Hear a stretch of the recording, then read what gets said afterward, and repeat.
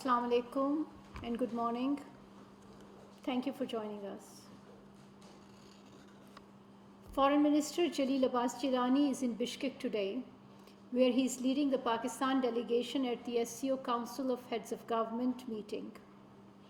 The Council of Heads of Government is the second highest forum within the SCO, with a primary focus on fostering cooperation among member states in socio-economic, trade, and financial sectors. Since yesterday, the Foreign Minister has met with President and Foreign Minister of the Kyrgyz Republic, the Vice President of Iran, and the Secretary General of SCO. These exchanges covered a wide range of areas of bilateral cooperation and discussion on regional cooperation for mutual prosperity. During the deliberations today, the Foreign Minister has reaffirmed Pakistan's unwavering commitment to the Shanghai spirit, emphasizing mutual trust and a shared vision for prosperity and development.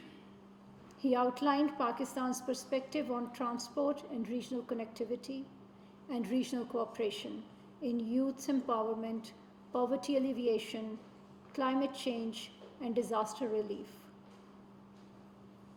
The joint communique likely to be adopted at the meeting encapsulates the collective views of SCO member states on crucial areas such as economy, trade, climate change, finance, industry, investment, energy, agriculture, and food security.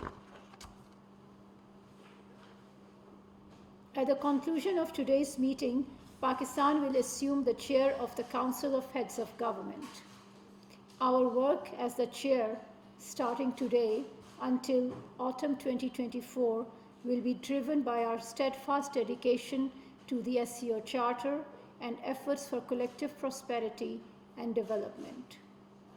Our focus will be on practical collaboration in bolstering connectivity, transport infrastructure, youth empowerment, poverty alleviation, and the imperative of investing in high potential sectors including agriculture, mining, minerals, energy, and information technology. The situation in occupied Palestine remains a source of serious concern for Pakistan.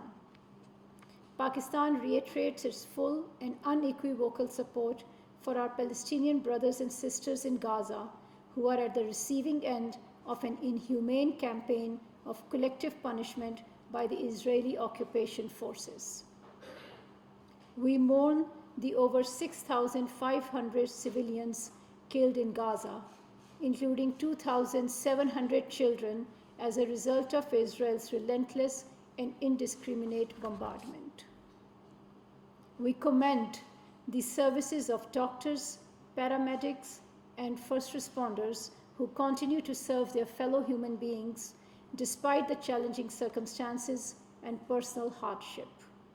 We also salute the journalists and workers of UNRWA and other UN organizations for making the ultimate sacrifice in the line of duty. We regret that despite the rising death toll, flagrant violations of international humanitarian law, war crimes, and calls for ethnic cleansing, the UN Security Council has failed to even call for a ceasefire and put an end to the carnage in Gaza. Pakistan looks forward to today's emergency special session of UNGA and hope that it will play a role where UN Security Council has failed in bringing about an urgent and unconditional ceasefire, immediate relief to the people of Gaza, and condemn the plans for ethnic cleansing of the Palestinian people. We urge the backers of Israel to play their role in bringing an end to this atrocity and take effective steps to lift the siege of Gaza and support a sustainable pipeline of life-saving humanitarian assistance, including water, fuel, food and medicine, for the besieged people of Gaza. The international community must also ensure that violence and bombing campaign does not spread and engulf the entire Middle East.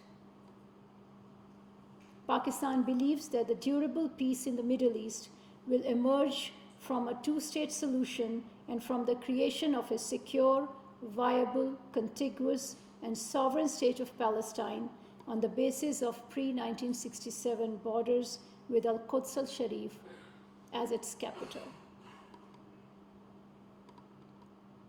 The script being enacted by Israeli occupation forces in Palestine is being replicated by India in IIOJK with egregious human rights violations and blatantly illegal attempts to change the demographic nature of the occupied territory.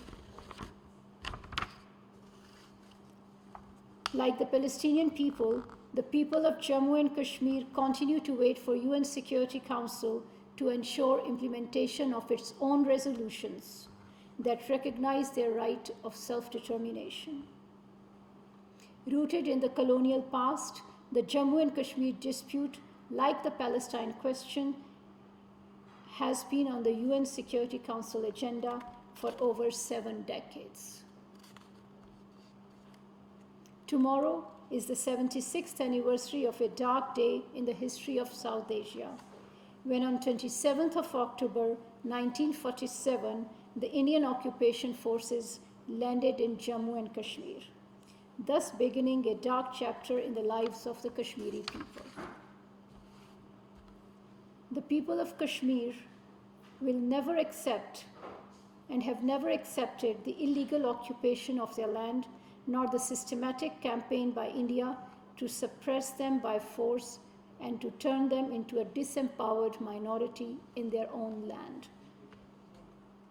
Pakistan will continue to provide political, moral, and diplomatic support to our Kashmiri brothers and sisters until they realize their inherent right to self-determination as per the UN Security Council resolutions. I thank you.